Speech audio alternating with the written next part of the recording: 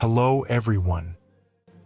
Los Angeles, the dazzling city that never sleeps, suddenly turned into a nightmare. The blue skies, usually bathed in the glittering California sun, were now cloaked in thick smoke, turning blood red. The sound of sirens wailed incessantly, interspersed with desperate cries from residents struggling to escape one of the largest wildfires in the city's history. Amid the chaos, Aiden, a firefighter with 15 years of service, stood staring at the towering wall of flames before him. The hot Santa Ana winds blew fiercely, as if breathing life into the ferocious fire. Within minutes, the buildings around where he stood crumbled into ashes.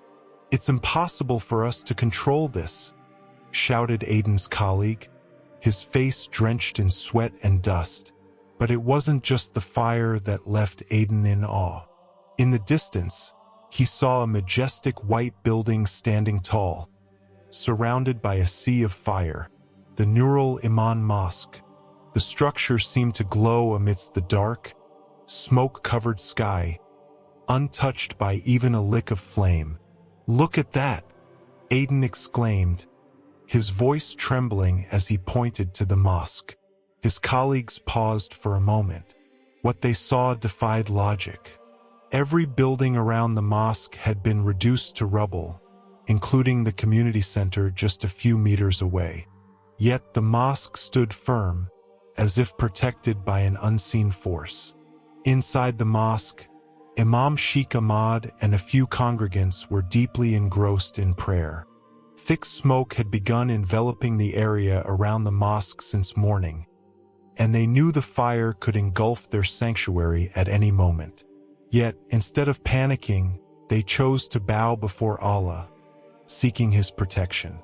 "Allah is the ultimate protector," Sheikh Ahmad said calmly to the anxious congregants. "If we place our trust in Him, nothing can harm us without His permission." Outside, the fire crept closer, consuming everything in its path. Some congregants, unable to evacuate in time, could only surrender to fate. But from the mosque's windows, they witnessed something extraordinary. When the fire reached the mosque's grounds, the winds suddenly swirled in a strange way, forming an invisible barrier around the building. The flames never touched the mosque's walls. Elsewhere in the city, Maria, a local journalist, heard bizarre reports about a mosque that had survived in the midst of the inferno. Maria was not one to believe in mystical phenomena, but her curiosity drove her to investigate. "I need to see it for myself," she muttered, adjusting her camera as she headed toward the location. When Maria arrived, she was stunned. The mosque was completely intact. Even the white paint on its walls remained pristine, a stark contrast to the blackened ashes covering the surrounding ground. She approached one of the firefighters. "What happened here?" she asked. The firefighter shook his head, glancing at the mosque. "I don't know. We saw the fire stop as if something was blocking it. I've been doing this job for years, but I've never seen anything like this." Maria switched on her camera, beginning to document the miracle. Through her lens, she realized that the story of this white mosque wasn't just about a fire. It was about something much greater, about faith, prayer, and an invisible force that defied logic. Maria couldn't stop thinking about the extraordinary sight she had just witnessed. That night, she sat in her car, replaying the video of the white mosque that remained intact amidst the devastation. In the footage, the mosque seemed to glow, standing in stark contrast to the blackened landscape and ruins surrounding it. "Is this just a coincidence?" she murmured, trying to find a logical explanation. As a journalist who prioritized facts, Maria was used to uncovering the truth. But this time, what she had witnessed felt beyond human comprehension. Determined to uncover more, She resolved to return to the mosque the next morning to gather first-hand accounts from the witnesses. The following morning, Maria arrived at the mosque, now the center of attention.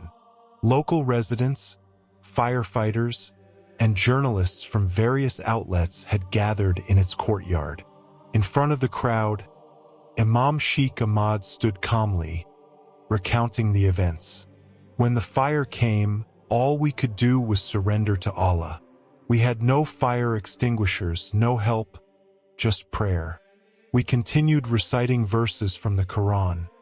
Seeking protection from the Almighty, Sheikh Ahmad said, his voice soft but filled with conviction. Maria approached one of the congregants who still seemed awestruck. His name was Karim, a volunteer who regularly assisted with activities at the mosque. We thought it was the end. The smoke was so thick, the fire so close. But somehow the fire stopped at the mosque's courtyard.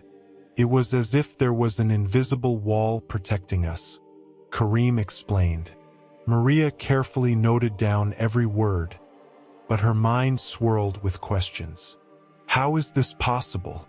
What really happened here?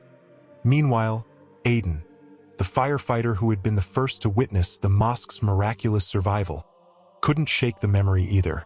After his shift, he visited the mosque, hoping to speak directly with those who had been there. This is the first time I've ever felt small, Aiden admitted to Sheikh Ahmad when they met inside the mosque. I've always believed in science, in logical explanations, but this can't be explained. Sheikh Ahmad smiled gently. Sometimes, Allah's power transcends human logic.